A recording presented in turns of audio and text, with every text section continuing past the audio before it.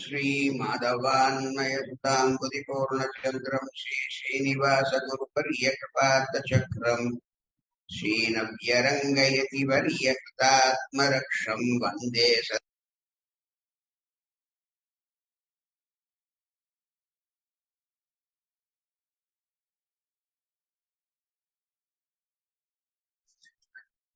சுவாமி அடியன் தாசன் சுவாமி மியூட்ல இருக்கு. மியூட்ல போயிட்டு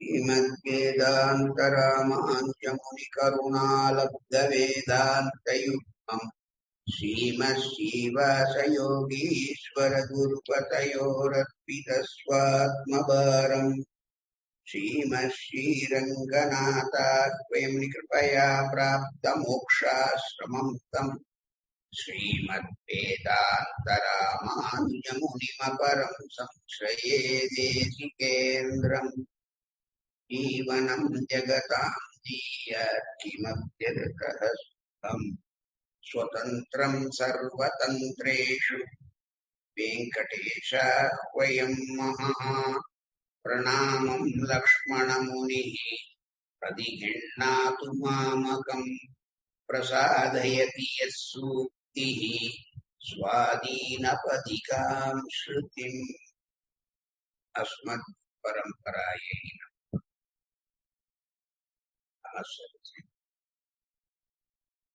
अर्जुनन् केटान् सितप्रज्ञस्य का भाषा समाधिस्थस्य केशव चिददीहि किं प्रभाषेत किमासीत् பிரஜேத கிம். அதாவது மனசை தன்வயப்படுத்தியவதான ஸ்தித பிரஜனின், அதாவது ஞான யோகியினுடைய சுரூபம் எப்படி இருக்கும், அவன் எதை பத்தி பேசுவான்,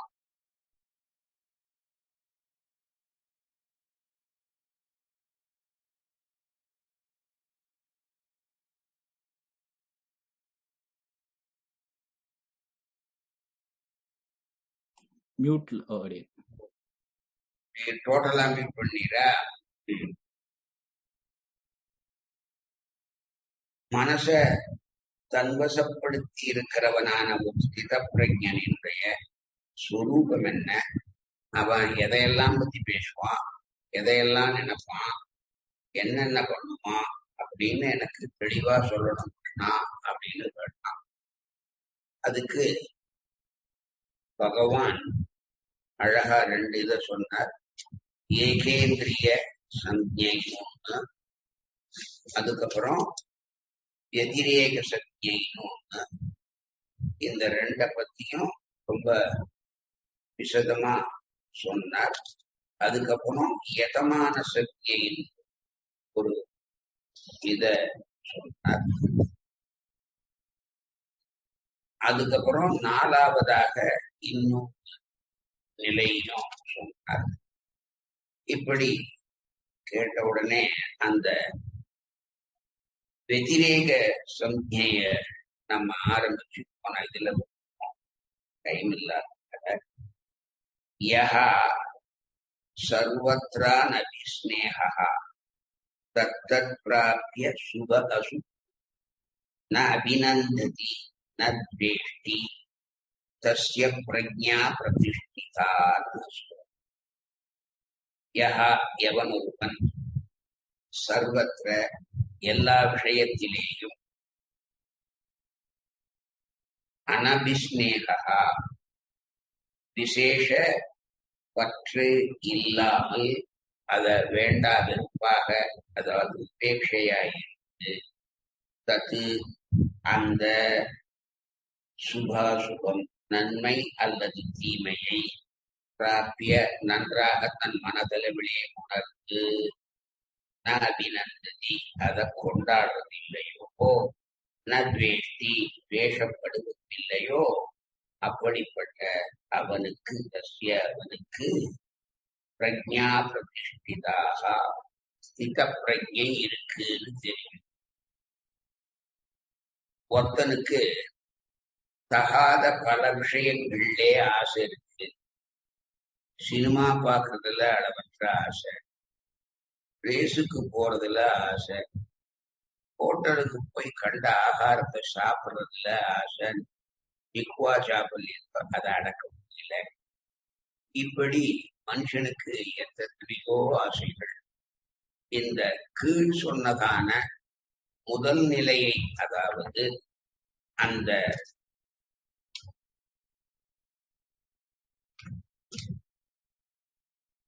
ஏக இந்திரிய சந்தியை அடைந்தவன் இந்த ஆசையெல்லாம். ஆனா ஓ வேற இதுல ஆசை இல்ல. ஆனா அந்த ஜிஹ்வா சாபல்யம் மட்டும் நன்னா சாப்பிடணுங்கிற ஆசை இருக்கு. அந்த நப்பாசு போல அதையும் அடக்கணும். அந்த நிலைதான் வெதிரேக நிலைன்னு பேர். மற்றதுல ஆசையை விட்டான், ஆனா தான் சாப்பிடுறதுல ஆசையை விடல. ஒருத்தன் ஒரு பிரியத்தை அடைவதற்காக தானே முயல மாட்டான். அதிர்ஷ்டவசமா ஏதாவது ஒரு அவனுக்கு வேண்டியதான சுகம் பிரியம் சம்பவித்தாலும் அதனால அதிகமா சந்தோஷப்படும். ஒருத்தனுக்கு ஒரு விஷயத்துல அதிக பிரீத்தி இருந்தால் அது கிடைக்கின்ற காலம், அது கிடைக்கின்ற இடம், அது கிடைப்பதற்கு யார் யார் காரணமா இருந்தாலோ அவ மேல தானா ஒரு பிரீத்தி வரும் இல்லையா? சிலருக்கு சில ஊரை கண்டா ரொம்ப பிடிக்கும், அவளுக்கு ரொம்ப இஷ்டம். அந்த அங்கே சிலருக்கு சில காலத்தை கண்டா ரொம்ப பிடிக்கும். சில பேர் அப்படிலாம் இல்லாத, எதிலையுமே பற்று இல்லாத இருப்பவனே இப்போ அவன் தான் 2வது படியில ஏறினவனாக. இப்போ நாம ஒரு ஃபர்ஸ்ட் ஃப்ளோர் போனோம், லிப்ட் இல்லைன்னு. அப்போ ஒரு படியா ஏறி போகும்போது முதல் படியில வலது கால பக்கம், இடது கால் கீழே தரையில. இப்போ தரையில இருக்கிற அந்த இடது கால தூக்கி 2வது படியில வச்சாதான் ஒரு படி இவனால ஏறும். அதுக்கப்புறம் முன்னால வச்ச அந்த முதல் படியில வச்ச வலது காலை எடுத்து 3வது படியில வைக்கணும். அப்புறம் இந்த இடது காலை தூக்கி 4வது படியில வச்சு இப்படிதான் ஏற முடியும். அப்போ இல்ல நான் மாடிக்கு போகணும், ஆனா முதல் படியை விடமாட்டேன்னு சொன்னா அவனால மாடி ஏற முடியுமோ? அப்போ ஒன்றின் மீது உள்ள பற்றை விட்டால்தான் உயர்ந்த நிலையை ஒருவன் அடையும். சாதாரணமா நம்ம அன்றாடம் படியில ஏறி இறங்குறப்ப இதுவே நமக்கு பெரிய குப்பாக இருந்து இதை. அப்போ ஒரு குரங்கு மரத்துக்கு மருந்தாகும் போது அது அப்படியே ஒரு கிளையை விட்டு ஜம்ப் பண்ணி அடுத்த கிளையை பிடிக்கும் போது இந்த கிளையை விட்டாதானே அந்த கிளையை பற்ற முடியும். அப்போ ஒன்றை விட்டால் அன்றி மற்றொன்றை நாம் பற்ற முடியாது. இதுக்கு என்ன பண்ணணும்? பற்றுதல் என்பது இருக்கவே வேணும். அது இல்லாத மனுஷனே இருக்க முடியாது. அப்போ பற்றுக, பற்று அற்றான் பற்றை. எதற்கு பற்றுக? பற்று விடற்கு திருவள்ளுவர். ஒன்றை நாம் கெட்டிமா நல்லதை பிடிக்கணும்னா அந்த கெட்டதுல இருக்கிற பிடிமானது அதை விட்டா தான் நல்லதை நாம பிடிக்கும். எனக்கு 2 வேணும்னா முடியவே முடியாது. எனக்கு ஃபர்ஸ்ட் ஃப்ளோர்லயும் போய் இருக்கணும், ஆனா முதல் படியிலேயே காது இருக்கணும்னா முடியவே முடியாது. அந்த மாதிரி ஒன்றை விட்டால் அன்றி மற்றொன்றை நாம் அடைய முடியாது. அதுதான் வெதிரேக சத்திய. இதுல முதல்ல ஏக இந்திரியங்கள்னால, மனசுனாலே இது வேணும் இது வேணும் அப்படின்னு நாம அலசி ஆராய்ச்சி செய்து வாண்டாததை விட வேண்டியதை பற்றுவது என்பது வகை. அந்த வேண்டியதை பற்றியதிலே கூட அதிக சந்தோஷம் இல்லாமல் இருப்பது. இப்போ ஒரு பிரபன்னன் எப்படி இருக்க வேண்டும் சாஸ்திரம் சொன்னா, தனக்கு எம்பெருமானுடைய சங்கல்பத்தினாலேயோ அல்லது இவனுடைய பூர்வ ஜென்ம சுகிருதாதிகளாலேயோ ஒரு சுகம் கிடைக்கிறது, நன்மை ஏற்படும். அப்போ அதை வேண்டாம் என்று ஒதுக்கவும் கூடாது. அதனால இது நமக்கு கிடைச்சதேன்னு தலகால் தெரியாத கூடாது. அப்போ ஒரு துக்கம் வந்தாலும் சரி, இல்ல சுகம் வந்தாலும் சரி, அது துக்கமா இருக்கட்டும் இல்ல சுகமா இருக்கட்டும், ரெண்டையுமே ஒரே மனோபாவத்தாலே ஒருவன் நினைக்கணும். அந்த மனோபாவம் வருந்துகிறது. ஆனா அது வந்தால்தான் அவனுக்கு வெதிரேக சம்ஞை இருக்கு. அவன் தான் ஒரு நல்ல இதாவான். இப்போ முதல்ல அபரோக்ஷ ஞானியை பற்றி சொன்னார். அபரோக்ஷ ஞானியானவன் ஏக சம்ஞை உள்ளவன். இப்போ இந்த இடத்துல அதை காட்டிலும் ஒருபடி மேல போய் சொல்றார்.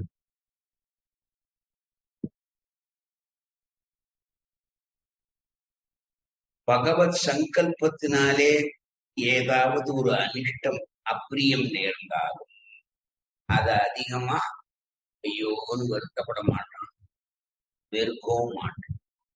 அப்போ இந்த சுகுத்தமோ அல்லது பிரியமோ அனிஷ்டமோ அல்லது அப்பிரியமோ எது நேர்ந்தாலும் அதை அதிகமா பொருத்த மாட்டான். சிலருக்கு என்ன ஆகும், நமக்கு ஒரு கெட்டது நடந்தது,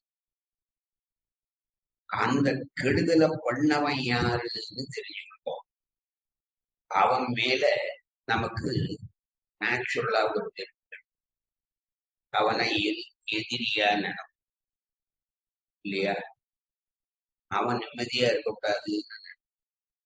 இப்படி எல்லாம் மனசுக்கு அது அப்படி அப்படி அப்படி அப்படி ஆவிட்டே இதை இப்படியே அதை அடக்காத ஒன்று வச்சு நம்மள அனர்த்தங்கிறதான ஒரு புதகுடியில தள்ளி.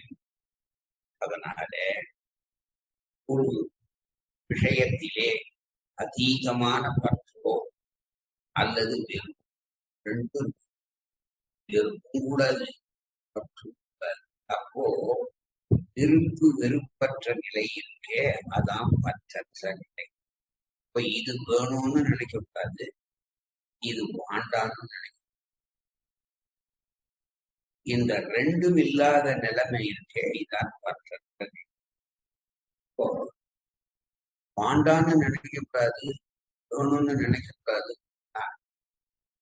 இப்ப ஆச்சாரியால சேவிக்கணும்னு நினைக்கலாம், பெருமாளை சேவிக்கணும்னு நினைக்கலாம், இது அவனுக்கு வேண்டியது தானே இல்லையா? அப்போ வேண்டியதும் கூடாது வாண்டாததும் கூடாதுன்னா சரியா வரலையே இல்லப்பா. அதுல பற்று இருக்கக்கூடாது, அவ்வளவு. பற்றற்ற வாழ்க்கை அப்படிப்பட்டவன் தான் முதல் படியிலிருந்து அந்த ஏகேந்திரிய சக்தியிலேருந்து வெத்திரேக சக்தியை அடைய முடியும். ரெண்டாவது அடியில இப்போ நாம முனிவர்கள்னு சொல்றோம். முனிந்தவர்கள் முனிவர்கள். முனிங்கிறவன் யாரு? சரீர ஜீவனம் முதலியவற்றிலும் பற்று இல்லாதவனாய் நல்லதையும் தீதையும் எதை பத்தியுமே அவனுக்கு சந்தோஷம் இல்லை, அதனால வருத்தம் இல்லை.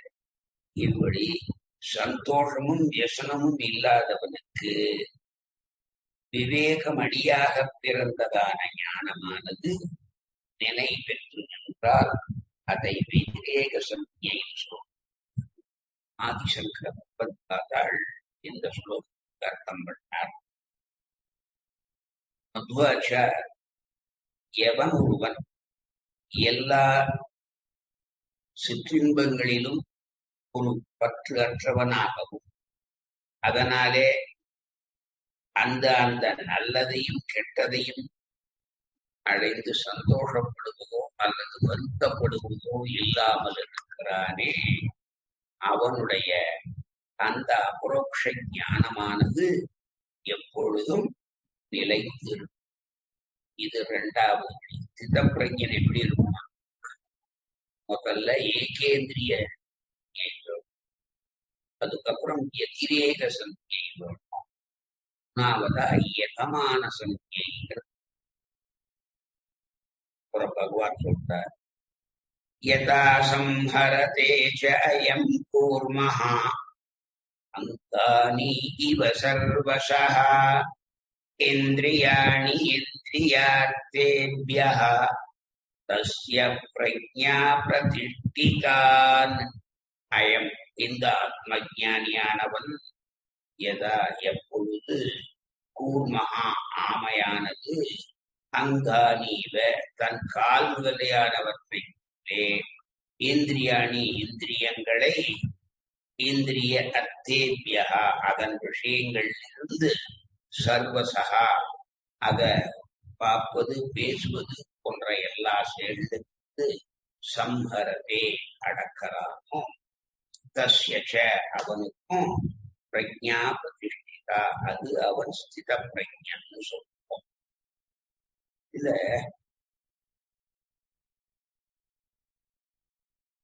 ஒரு ஆமை இருக்கு.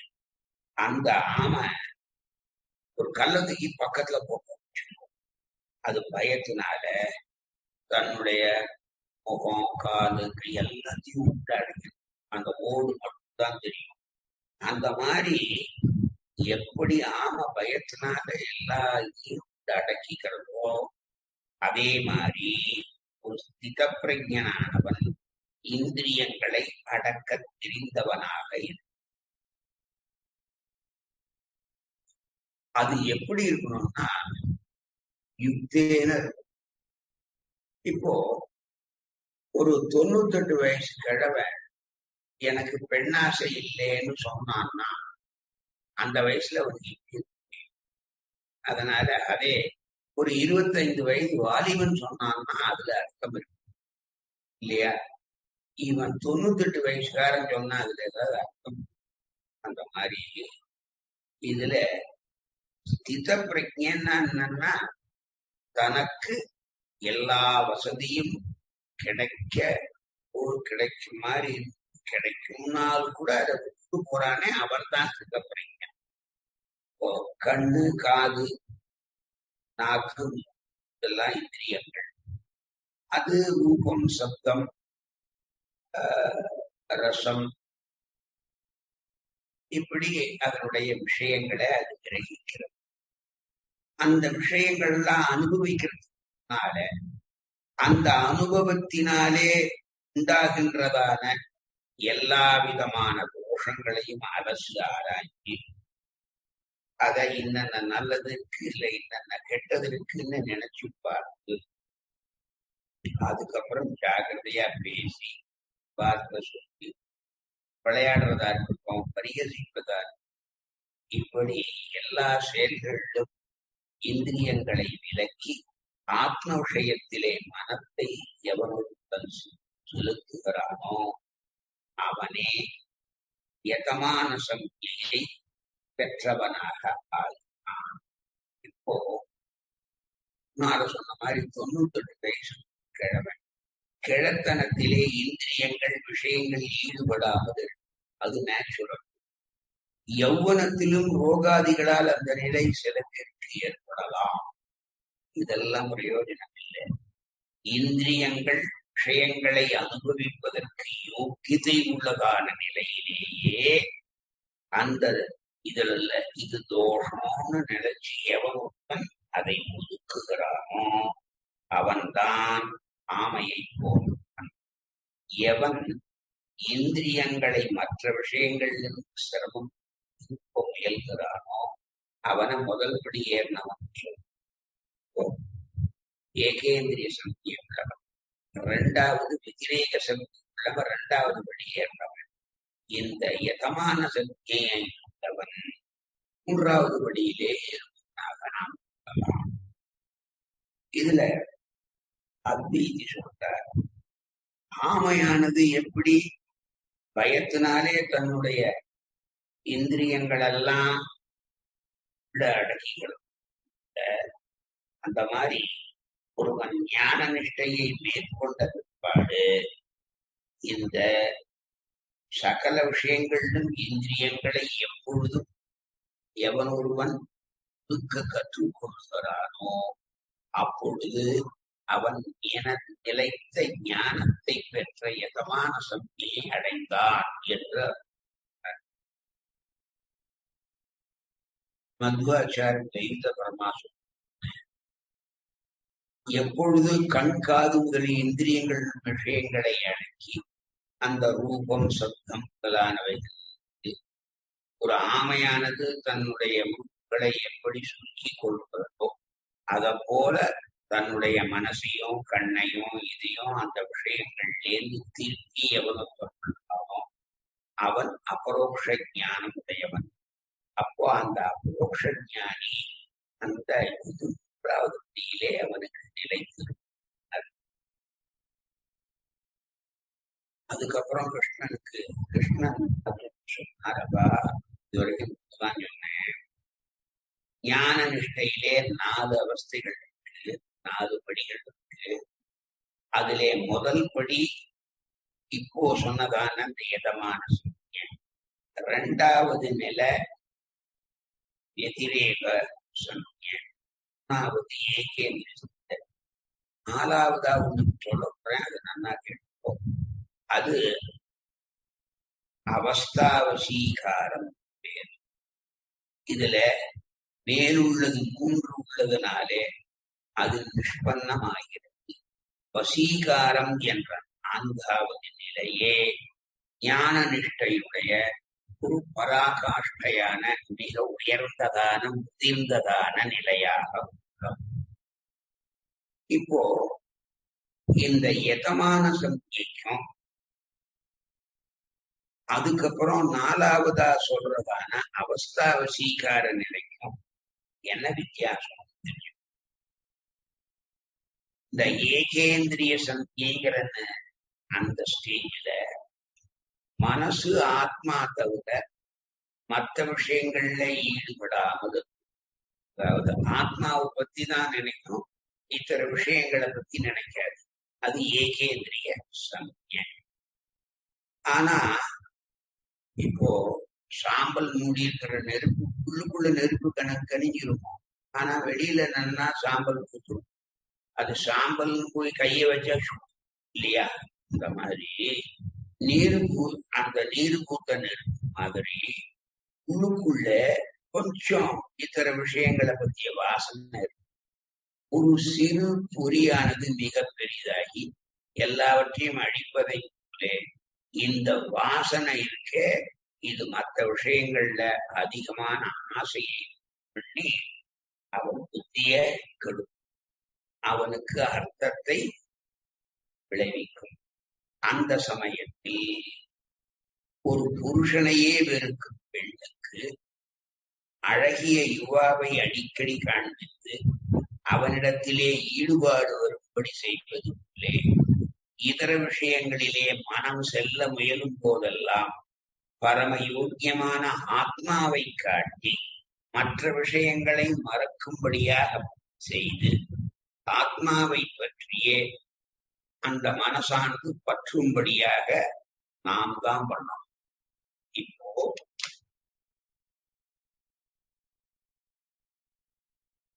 ஒருத்தனுக்கு நிறைய ஸ்வீட்டு சாப்பிடும், அது இந்த மாதிரி தான் ஸ்வீட்டை கண்டபடி. இப்ப அவனுக்கு சுகர் லெவல் 480. இப்ப இன்சுலின் இல்லாத அவனால ஏண்டா இப்ப இந்த ஸ்வீட்டு சாப்பிடணும்னு ஆசைப்படுறேன், இந்த நிலவரம் அப்படின்னு மனசு நினைக்கணும். நினைச்சு வேண்டாம் அப்படின்னு அதுல இருந்து அந்த மாதிரி மனசுனால சீர் எது நல்லது எது கெட்டதுங்கிறதெல்லாம் இப்போ முதல்ல விடணும்னு நினைக்கணும். ரெண்டாவது விட்டதுக்கு அப்புறம் நீர் குத்தனர் மாதிரி மூணாவது. அந்த நாலாவது மூணாவது நிலை கொஞ்சம் வாசனை. நாலாவது நிலையில அந்த ஆசை கூட அதுல வராது. அது அனவரதம் ஆத்மாவை மட்டுமே பண்ணும் மனசு கிடைக்கும். அந்த ஆத்மாவை மட்டும் அனுபவிப்பது இதர விஷயானுபவங்களை விட்டு விடுவதுங்கிறதான நிலை இருக்கே, அதுதான் நாலாவது அவஸ்தை. அதான் வசீகாரம். அப்போ இந்த வசீகார அவஸ்தை ஒருத்தனுக்கு அவன் ஆத்மாவை தவிர வேற எதையும் மனசால கூட நினைக்க மாட்டான். அது எப்படி சுவாமி அப்படின்னா, ஒரு பாத்திரத்துல 1 லிட்டர் கேன் வச்சிருக்கோம். அது கை தவறி விழுந்து கீழே பட்டு அந்த எண்ணெய் எல்லாம் கொட்டின பிற்பாடும் அந்த பாத்திரத்துல அந்த எண்ணெய் பிசுக்கு பச இருக்கா இல்லையா, அத என்ன பண்றோம், நல்லா சீகாவளி போட்டு நல்லா தேய்ச்சி ஆகும். இப்போ அந்த பிசுக்கு கூட இல்லாம போயிடுச்சு. அப்போ எண்ணெய் இருந்த பாத்திரத்துல பிசுக்கு இருக்கத்தான் இருக்கும். அந்த மாதிரி ஆத்மாங்கிறது ஒரு பாத்திரமா பாவிச்சு அதுல ஆசைங்கிறதான எண்ணெய் அதை கூட்டிடுறோம். கொட்டினாலும் அந்த பாத்திரத்துல கொஞ்சம் பிசுக்கு இருக்கத்தானே இருக்கும். அந்த மாதிரி கொஞ்சமா வாசனை இருக்கும். இது 3வது படி. அந்த 4வது படியில அதை சீக்கா போட்டு நல்லா வாஷ் பண்ணிட்டோம்னா அந்த வாசனை இல்லாத பிசுக்கு இல்லாத போடுறது இல்லையா, அதுதான் இந்த 3வது நிலையா. அதாவது யதமான சக்திக்கும் வசீகார அவஸ்தைக்கான வித்தியாசம். இதுல இந்த 4 நிலைகள் சொல்றாரே பகவான், இந்த 4 நிலைகளும் என்னென்ன வித்தியாசம் அப்படிங்கிறது. 4வது நிலையில ஆத்மாவை தவிர எந்த பதார்த்தமும் தெரியாது.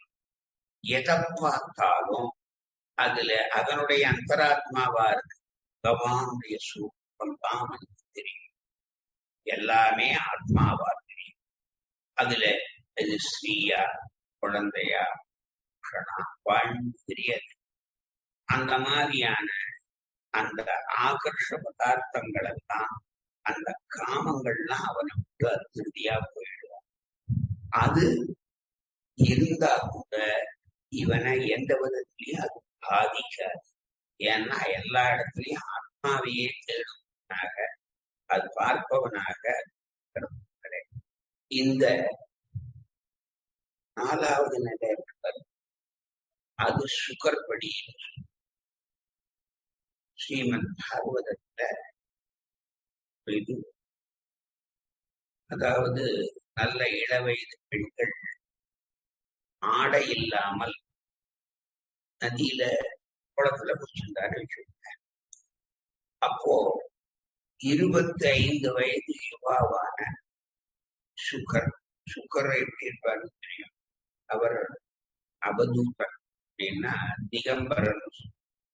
திகம்பரம் நம்ம அப்படின்னா என்ன, அது இப்ப நாம என்ன அவனமா போறாரு, அது இல்லை. அவர்களும் ஆடை உடுத்தியிருக்காங்க. அவ திக்கையே ஆடையாக கொண்டவர்கள், திக்கையே அம்பரமாக கொண்டதனாலே அவர்களுக்கு திகம்பரர். அம்பரம்னா துணி, ஆடை. அப்போ திக்கையே தனக்கு ஆடையாக கொண்டவர்களாலே அவர்களுக்கு திகம்பரர். இவர் திகம்பரர் யாரு, இந்த 25 வயசு யுவாவாக சுகம். அவருடைய தோப்பனார் அப்பாட்ட கோச்சிட்டு கூப்பிடுறாரு இருக்கல, பின்னால ஓடி வராரு, வயசாயிடும். அவங்க யுவா கடகடன். அப்போ இந்த பெண்கள்லாம் ஸ்நானம், ஆடை இல்லாமல் ஸ்நானம் பண்ணிட்ட அந்த நீர்நிலைகிட்ட அந்த சுகர் போகும்போது வைக்கும் இல்ல, அவாபாட்டு இவரை பார்த்த உடனே சத்துன்னு அந்த ட்ரெஸ் எல்லாம் தன்னுடைய புயபாகங்கள்லாம் அந்த பெண்கள் மறைச்சிருக்கடியம்மா, முண்டாட்டியா என் புள்ள 25 வயசு இப்பா போறான், அவனை கண்டு உங்களுக்கு வெக்கம் இல்லை, நான் கிழவன், என்னை பார்த்த உடனே வெக்கம் வந்துட்டா. அப்பாவா பதில் சொன்னாலாம், அவருக்கு நாங்க ஆணா பெண்ணா என்ன இருக்கு, மரமா மட்டையா ஒண்ணும் தெரியாது, எல்லாம் பரபிரமமா பார்க்கிறார்.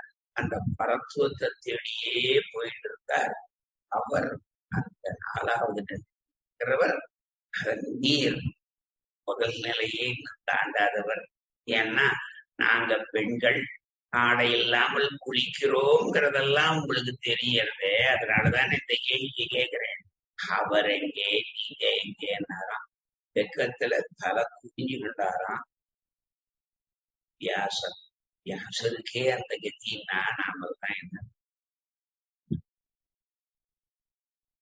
இப்போ சிலது இருக்கும், ஒரே இடத்துல இருக்கும், ஒண்ணுல ஒட்டும் இருக்கும்.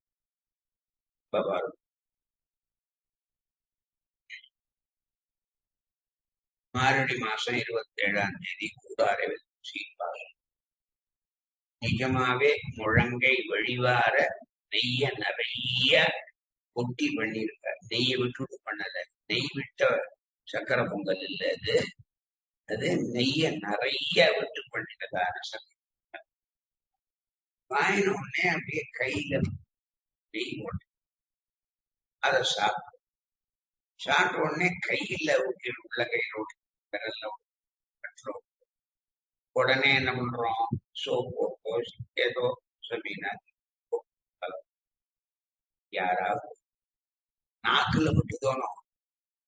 அந்த சக்கரை பொங்கல் சாப்பிட்டு பல்லுல பட்டது, நாக்குல பட்டு, கைய சீக்கா போட்டு இல்ல சபீனா இல்லைன்னா ஏதாவது டிட்டர்ஜென்ட் கைய கழுவுறானே, எவனாவது மரம் நாக்குல வச்சு அதுலயும் தானே அந்த சக்கரை பொங்கல் பட்டுதுன்னு கேட்கிறானா? இல்லையே. ஏன்? இப்போ ஒரே வஸ்து சரீரத்துல ஒரு அங்கத்துல ஒட்டிட்டு இன்னொரு அங்கத்துல நாக்குல ஒட்டல, கையில. ஏன்? வஸ்து என்னமோ அதுதான், அது எல்லா இடத்துலயும் ஒட்டணும். அப்போ அந்த சக்கரை பொங்கல் இருக்க அந்த நெய் பசையானது கையில ஓட்டுறது, உதட்டுல ஓட்டுறது, பல்லுல ஓட்டல, நாக்குல ஓட்டல. ஏன் ஓட்டல அப்படின்னா, இப்போ இந்த கேள்வியினாலே இதனுடைய சுவாபதேசம் உள்ளர்த்தம் என்னங்கிறது. சரீரத்துல அந்தராத்மாவா பகவானும் இருக்கும், ஜீவாத்மாவும் இருக்கும். இப்போ ஜீவாத்மாவுடைய பாப புண்ணியங்களுக்கு தகுந்த மாதிரி அவனுக்கு சுகமோ துக்கமோ வரும். அதான் பிராரப்த கர்மத்தை ஒரு ஜீவாத்மா அனுபவிக்கிறான். அப்போ அந்த சரீரத்துல இருக்கிற பரமாத்மா அத அனுபவிப்பானா மாட்டானா அப்படிங்கிறதான ஒரு கண்டினன் மாட்டான் சாஸ்திரம் சொல்லும். எப்படி ஒரே இடத்துல இருக்கு, ஜீவாத்மாவும் ஹிருதயத்துலதான் இருக்கான், பரமாத்மாவும். ஒரு ஆத்மாக்கு 2 ஆத்மா தான். ஆனா ஒண்ணுக்கு ஓட்டுறது ஜீவாத்மாவுக்கு ஓட்டுறது பரமாத்மாவுக்கு ஓட்டலன்னு சொன்னா நம்ப முடியலையே. அப்படின்னா அது உதாரணம் இதுதான் இல்லையா? இந்த கை உதடு மாதிரி ஜீவாத்மா, நாக்கு மாதிரி பரமாத்மா. அப்போ நம்மளுடைய கர்மங்கள் நம்ம தான் விட்டோம், ஜீவாத்மாவை தான் கர்மங்கள் விட்டோம். அதனாலதான் அவனுக்கு தெரியும். பரமாத்மாவுக்கு அவன் கர்மம் கிடையாது, அதனால கர்மம் அவனுக்கு அப்படின்னு. சரி சுவாமி, சரி ஒட்டுறது ஒட்டுறாரு. இப்போ ஒரே இடத்துல தானே ரெண்டு பேரு இருக்கா இல்லையா? ஒரே இடத்துல ரெண்டு பேரு இருக்கா. ஒத்தனை தோஷம் இருக்கு, ஒத்தனை ஒட்டலேன்னு சொல்றேன். அது எப்படி?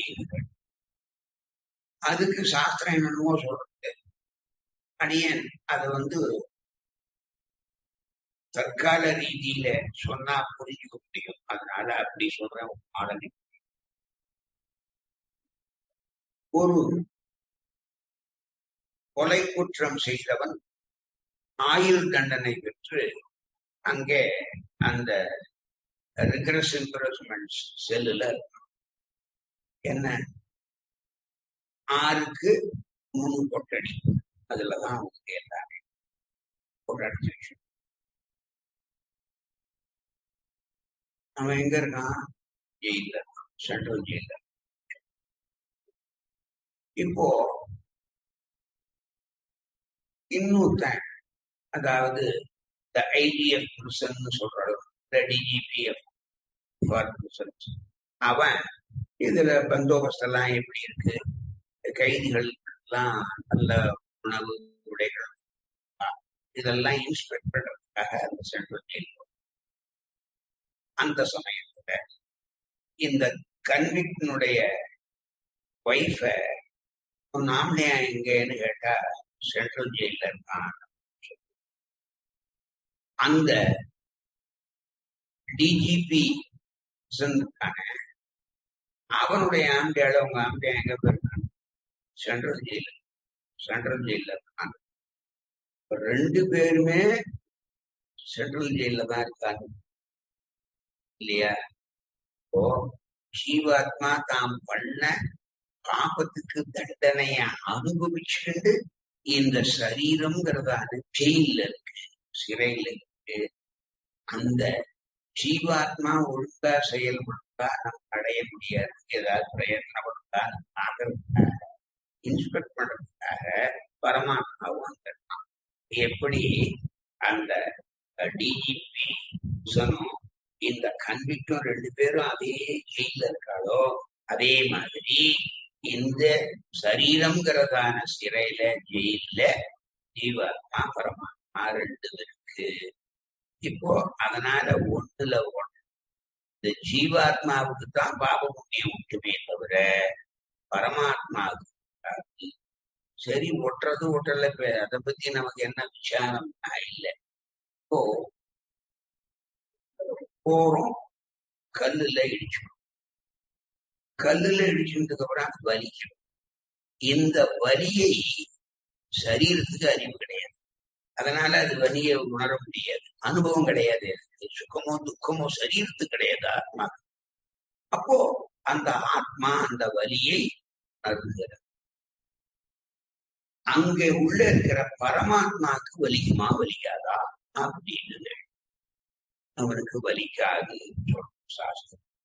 ஏன் அப்படின்னா இந்த சக்கரை பொங்கல் அதை சொன்னோமே, அதுல நாக்குல ஒட்டல, கையில மட்டும் கை மாதிரி ஜீவாத்மா, நாக்கு மாதிரி பரமாத்மா ஒட்டாது. அப்போ கர்மங்கள் இவனுக்கு தான் ஒட்டுமே தவிர பரமாத்மாவுக்கு ஒட்டாது. இப்போ இந்த சுக பிரம்மத்தை பத்தி நாம எப்போதும் அவர் என்ன பண்ணுவார்? சுகமும் பகவத் சிந்தனையிலேயே இருப்பார். பரபிரம்மத்தையே சாட்சாத்கரிக்க வேணும். அது தான் பார்க்கின்ற பொருள்கள் அனைத்திலே சர்வம் விஷ்ணுமயம் ஜெகத்துன்னு சாஸ்திரம் இருக்கு. அப்போ இந்த உலகமே விஷ்ணுமயமாக இருக்கிறது. அதில் உள்ள பொருள்கள் அனைத்தும் விஷ்ணுவே. மேல ஆணா இருக்கட்டும், பெண்ணா இருக்கட்டும், குதிரையா இருக்கட்டும், நாயா இருக்கட்டும், பாம்பா இருக்கட்டும், பல்லியா இருக்கட்டும், எல்லாத்துலயுமே பரபிரம்மத்தை பார்க்கும். அதான் முன்னாடி அந்த இதெல்லாம் சொல்லு. அப்போ இந்த ஆண் பெண்கிறதான வேத தரிசனமே அவருக்கு இல்லை.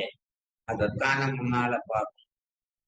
இப்போ இது பராகாஷ்டையான நாலாவது. அதுக்கு கீழே இது பற்ற விட்டுடுவான் இருந்தாலும் ஒரு காலத்துல இதெல்லாம் அதான் இப்போ திரும்பி போய் அதை அடையணும்னு நினைக்க மாட்டான். ஆனாலும் அந்த மனசுல அந்த வாசனை போகாது. இத இந்த சிதேசன் ஏன் காளிதாசன் சொல்ற ஒரு 90 வயசு கிழவி தூங்கிட்டே இருந்தவ திடீர்னு சிரிக்கிறான். அவ ஏன் சிரிக்கிறான்னு 2 பேரும் ஒருத்தனுக்கு காரணத்தை கண்டுபிடிக்கிறது. சுமார் கற்பனையான கதாபாத்திரங்கள். அதுல ஒருத்தன் அது என்ன தூக்கத்துல இருந்த கிழவி சிரிச்சுட்டு இது நடா பெருசா இல்ல, அவளுக்கு என்ன கனவு, அவ 25 வயசு இருக்கும்போது ஒரு ஆம்பளையானோட தடணும். அப்போ அந்த ஆம்பளையானோட இருந்ததை நினைச்சுட்டா அந்த நாள் இப்ப அவளுக்கு சிரிப்பு வந்துட்டு அந்த சிரிச்சுட்டா சந்தோஷம். இதுதான் வாசனை போகாது மனுஷனுக்கு இல்லையா? அந்த வாசனை இந்த வாசனையும் போகணும். இப்போ பெருங்காய டப்பா, அதுல இருந்து பெருங்காய ஒரு டப்பால பெருங்காயம் அந்த பெருங்காயம் சுத்தமா தீங்கு படுத்த ஆரம்பிப்பதை இருந்தா கூட 10 நாள் கழிச்சு அந்த டப்பா திறப்பாங்கன்னா அந்த பெருங்காய வாசனை அது இருக்காது. அந்த மாதிரி இந்த வாசனை கர்மா, அதாவது நம்ம மோஷம் அடையிறது தடையா என்ன இருக்குன்னா அவித்யை, கர்மா, வாசனை, சி. அதனாலே இந்த பிரகிருதி சம்பந்தம் அவித்யை, அதுக்கப்புறம் கர்மா, அந்த கர்மாவை பண்ணி பண்ணி பண்ணி ஒரு வாசனை, அதுக்கு மேல அதுல சி பிறந்ததுனால அந்த பிரகிருதி சம்பந்தம். சில பேருக்கு காலை இழந்த உடனே காஃபி சாப்பிடலன்னா தலைவலிக்கிற மாதிரி, தலைவலிக்காது தலைவலிக்கிற மாதிரி, இப்படி எத்தனையோ பேர் பார்க்கிறோம். இது எதனால? தினம் அதை சாப்பிட்டு சாப்பிட்டு சாப்பிட்டு சாப்பிட்டு அது இல்லை ஒரு நாளைக்கு இல்லைங்கும் போது அப்படிப்பட்டதான விபரீதமான எண்ணங்கள் ஏற்படுகிறது. அதுதான் ருச்சியினாலே வந்த வாசனை. சரி, இந்த அவித்தேன்னு சொல்றோம் பாரு, அத சரஸ்வதிரேசாரத்துல அழகா சுவாமி தேசிகன் இந்த வசீகர அவஸ்தையை அழகா வைக்கணும்.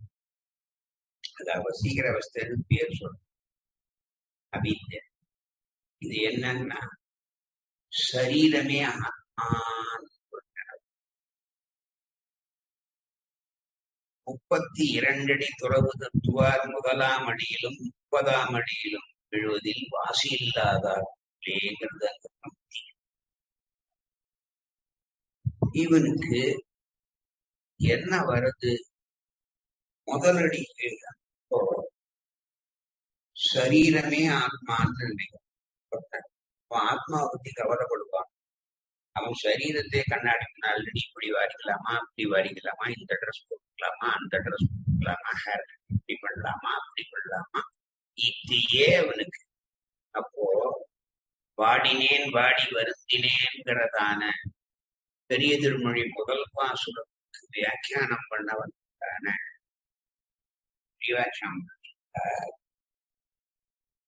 ஆத்மாவை வெயிலிலே வைத்து சரீரத்தை நிழலிலே வைத்தான். யாராவது வைக்க முடியுமா? ஆத்மாவை சரீரத்துல பிரிக்க முடியுமா? இல்லை. அப்படின்னா என்ன? ஆத்ம ரட்சணத்தை பண்ணாத சரீர ரட்சணத்தை மட்டும் பண்ணிடலாம் அப்படின்னா அது ஆத்மாவை வெயில வச்சு சரீரத்தை ஏசியில வச்சுக்கிறோம். அந்த மாதிரி இவன் முக்காலும் ஏன் சரீரமே ஆத்மா, சரீரமே ஆத்மா. இது ரொம்ப பேருக்கு பாடியன் சேஷாத்ரி சம்பத் சுவாமி அவர் வரார். அவர் சரீரம் வருதா ஆத்மா வருது. இப்போ அவருடைய சரீரத்தை தான் நான் பார்க்கிறேன், அவருடைய ஆத்மாவை அடியினார். அப்போ அந்த சரீரத்தை தானே அவர் பேர், சரீரத்துக்கு பேர் உண்டா? ஆத்மா இருந்தா தானே அந்த திடீர் பேர். ஆத்மா கூட்டினா போனோம் இல்லையா? நேற்று வரைக்கும் பெரிய பிரைம் மினிஸ்டர் பிரசிடென்ட் எப்ப எடுக்கிறாளோ எப்போ எடுக்கிறாளோ உங்களோட இருந்து வரைக்கும் அந்த சொன்னா என்ன மரியாதை என்ன? இந்த சரம இதாயிடுச்சுன்னா ஆத்மா போயிடுச்சுன்னா அந்த சரீரம் அப்படியே டீகம்போஸ் ஆகி குணநாத்தோன்ற வரும். அந்த மாதிரி அது ஒரு வியாதிகளும் கிருமிகளுக்கும் இதா இருக்கும். அதே மாதிரி அது அந்த ஆத்மா இருக்கிற வரைக்கும் தான் சரீரம் அழியாம. இந்த ஆத்மா சரீரத்துக்கு போயிட்டுனா சரீரம் உடனே ஒரே கனத்துகளும் பெருக்கும், அப்படியே தண்ணி தண்ணியா டீகம்போஸ் ஆகி இதாகும். இதெல்லாம் நாம வாழ்க்கையில பார்க்கணும். அதனால சரீரத்தினாலேதான் ஆத்மா இருப்பிடமா வாசஸ்தானமா சரீரம். அது இந்த சரீரமே நமக்கு பிராதானியம்னு வச்சு ஆத்ம ஞானத்தை பத்தி துளி கூட கவலைப்படாத வெறும் சரீரத்தை போஷணம் பண்றதுலயே நம்ம வாழ்க்கையை நாம் செலவிட்டிருக்கோம். இது ரெண்டாவது. ஆத்மா வேறு சரீரம் வேறுன்னு தெரிஞ்சுக்கணும். ஆனா ரெண்டாவதுல என்ன தப்பு பண்ணணும்? இந்த ஆத்மா சுதந்திரம்னு தெரியும். அடிமைப்பட்ட ஆத்மாவுக்கு சுவாதந்திரியம் உண்டு அப்படின்னு நினைச்சோம். அது ஆத்மாவுக்கு என்னைக்கும் சுவாதந்திரியம் கிடையாது. பட்டர் அழகா சொல்லும். அதாவது அஷ்டஸ்லோகின்னு முதல்ல விஷயங்களை பற்றி வந்ததாக ஸ்லோகம். அதுல முதல்ல பிரணவத்தை எடுத்து அந்த வியாக்கியானம். அகாரார்த்தோ விஷ்ணு ஜகத்ரய ரக்ஷா பிரளய கிருதி, மகாரார்த்தோ ஜீவஹ தத் வைஷ்ணவமிதம், உகாரார்த்தோ சம்ஹிருதம் அனயோ பிரதம். இப்போ அகாரம் ஓங்காரத்துல இருக்கு இல்லையா பிரணவத்துல, அதுல அகாரார்த்தோ விஷ்ணு, அதான் பகவான். எவன் சிருஷ்டி ஸ்திதி சம்ஹாராதிகளை பண்றான் இல்லையா? ஸ்ரீபாஷ்யத்திலே, அதாவது சூத்திரத்திலேயும் இரண்டாவது ஜன்மாத்யஸ்ய யதஹ. அப்போ இந்த சிருஷ்டி ஸ்திதி சம்ஹாரங்களை எவன் அவன்தான் அப்படின்னு முதல் அதாதோ பிரம்ம ஜிஞாசான்னு மற்ற விசாரிச்சவர் எது பிரம்மங்கிறத எங்க சொல்றார்? அந்த அதாதோ பிரம்ம ஜிஞாசாக்கு அடுத்த சூத்திரத்துல ஜன்மாத்யஸ்ய யதஹ யதோ வா இமானி பூதானி ஜாயந்தேங்கிற சுத்திவாக்கியத்தை மூலபூத காரணமா வச்சுக்கிண்டு இந்த பங்கியானது அங்கே மேற்கொண்டு. நமக்கு ஸ்ரீபாஷ்ய விஷயம் இல்லை, கீதைக்கு அங்கே இந்த இரண்டாவதான நிலைமை ஆத்மா வேறு சரீரம் வேறுங்கிற முதல் நிலையில பாஸ் பண்ணலாம். ஆத்மா வேற சரீரம் வேறு. எப்படி ஆத்மா வேற சரீரம் வேற தெரிஞ்சுக்கிறது? ஒருத்தன் நான் ஒரு ஆணோ பெண்ணோ நான் சொல்றோம் இல்லையா?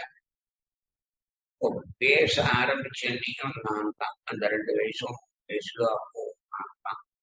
10 வயசுலயும் நான் தான். 20 வயசுலயும் நான் தான். 50 வயசுலயும் நான் தான். 100 வயசு வாழலாம். வாழ அவன் வாழ்ந்தாலும் வயசு சாக போறது முதல் நிமிஷம் கூட கேட்டான். இந்த நான் என்பதிலே எந்த மாறுபாடாவது இருக்கா? இல்லை. ஆனா சரீரத்துல எவ்வளவு மாறுபடும் இல்லையா? அது கிரமேண வளர்றது. அப்புறம் கொஞ்சம் கொஞ்சமா தேய்ச்சி கடைசியில செத்தே போயிடும். அப்போ 2 வயசுல ஒரு ஆண் குழந்தையோ பொன் குழந்தையோ ட்ரெஸ் போடாத ரோட்ல தெரிஞ்சா கூட அது விகல்பமா தெரியாது. யாரையும் அதை பிடிச்சி அடுத்த மாட்டேன். இப்போ நீரோ நானோ ரோட்ல அந்த மாதிரி போக முடியுமா ட்ரெஸ் இல்லாம? சரி, அப்பவும் நான் தான். 25 வயசுல இவனாவோ யுவதியாவோ இருந்தவன் 50 மிடில் ஏஜ்ல ஆணோ பெண்ணோ அதே சாக போற கடைசி நான் நான்ல மாறுபாடு இருந்ததோ இல்லை. ஆனால் சரீரம் அந்த 5 வயசு போட்ட அந்த நிக்கரை போய் போட முடியுமா? இல்ல போய் 5 வயசுல ஒரு கவுன் போட்டு இப்ப போய் போட்டு பண்ணாது அந்த நிக்கரை வீடு பார்க்க முடியாது. ஏன்? சரீரம். அப்போ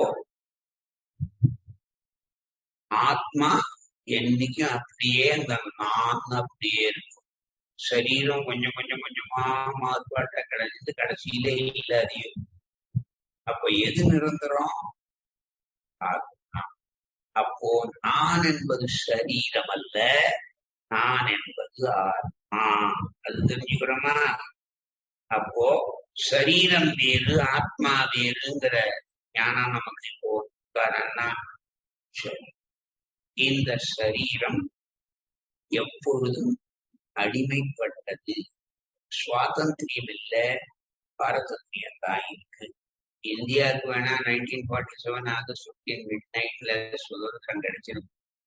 ஆனா உலகத்துல எந்த பகுதியில, அமெரிக்கால இருந்தாலும் சரி, ஆப்பிரிக்கால இருந்தாலும் சரி, ஆஸ்திரேலியால இருந்தாலும் சரி, எங்க இருந்தாலும் சரி, மனுஷனுக்கு சுவாதந்திரியம் கிடையாது. அவன் நினைச்சதெல்லாம் அவனால பண்ண முடியுதாங்க? அப்படி இல்லையா? அப்போ சுவாதந்திரியம் இருந்தா பண்ணிருக்கணுமே, பண்ண முடியலையேன்னா சுவாதந்திரியம் இல்லை. அதனாலதான் ஒரு கிறிஸ்தவனா இருக்கட்டும், இல்ல ஒரு முஸ்லீமா இருக்கட்டும், ஒரு பார்சியா இருக்கட்டும், மெயினா இருக்கட்டும், சிக்கா இருக்கட்டும், யாராவனா இருக்கட்டும், அவன் ஒத்துண்டாலும் சரி ஒத்துக்காட்டாலும் சரி ஜீவாத்மாக்கள் அத்தனை பேரும் வைஷ்ணவர்களே பண்றது. மகாராத்தோ ஜீவா தது வைஷ்ணவமிதம். அப்படி எதுக்கடா வைஷ்ணவன்னா? தாசோஸ்மின்னு சொல்றதுதான வைஷ்ணவம். இந்த ஆத்மா எப்போதும் தாசபூதன். அப்படி நீ அதை ஒத்துக்கிட்டாலும் சரி ஒத்துக்காட்டாலும் சரி அதோட ரியல் ஸ்டேஜ் அப்படிதான் இருக்கு. அதனால அது கிறிஸ்டியன் ஒத்துட்டாலும் சரி, முசல்மான் ஒத்துண்டாலும் ஒத்துக்கலன்னா கூட எல்லாரும் வைஷ்ணவர்களே, தாசபூத்தர்களே அழகா இங்கே முடிச்சார் பட்டார். அந்த மாதிரி இந்த 2வது ஸ்டேஜ், அதையும் முதல்ல ஆத்மா வேறு சரீரம் வேறுன்னு தெரிஞ்சுக்கிட்டோம். 2வதா அந்த ஆத்மா என்பது சுதந்திரம் கிடையாது, அது பரதந்திரம் தாங்கிறது தெரிஞ்சுக்கிட்டோம். சரி, இந்த பரதந்திரமான ஆத்மா யாருக்கு சொன்னா அந்த 3வது தப்பு.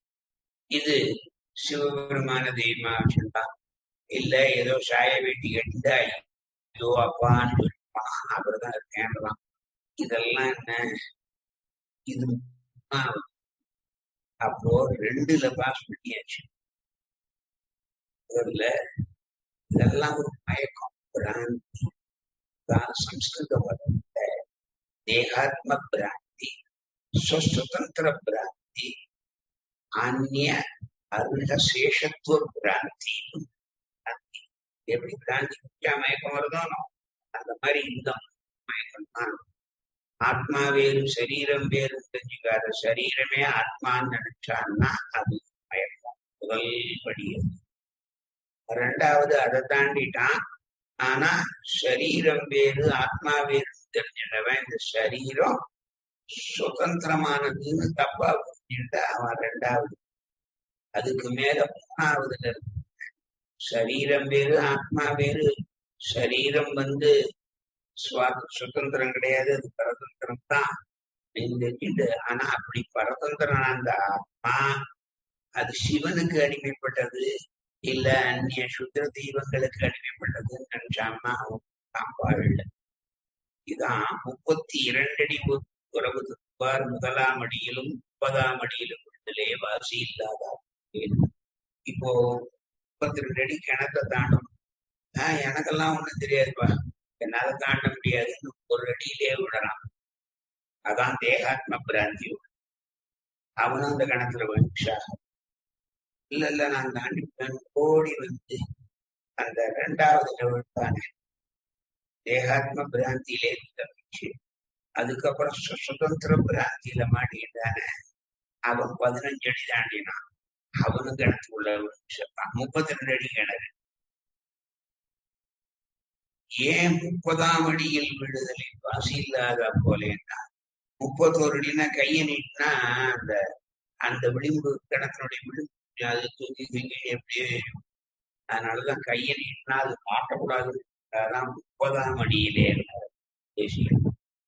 அப்போ இந்த ரெண்டையும் தெரிஞ்சுக்கிட்டா ஆத்மா வேறு சரீரம் வேறு, ஆத்மா சுதந்திரம் கிடையாது பரதந்திரம் தான் தெரிஞ்சுட்டான். ஆனா அவன் சிவனுக்கு சுதந்திரம் நாம தப்பா தெரிஞ்சுட்டான். 30ஆம் அடி. இதுதான் அவித்தை. இந்த மாதிரியான வித்தைகள்னாலே கர்மாவும் அந்த கர்மாவினாலே ஒரு வாசனை, அதுல ருச்சி, இந்த பிரக்தி சம்பந்தம் இப்படி நமக்கு இதெல்லாம் வருது. இதத்தான் இங்கே ஏகேந்திரிய சக்திய, விதிரேக சக்திய, அதுக்கப்புறம் யதமான சக்திய, அதுக்கப்புறம் வசீகாரம் 4 அவஸ்தைகளை இங்கே சொன்னார். இந்த 4மே மிக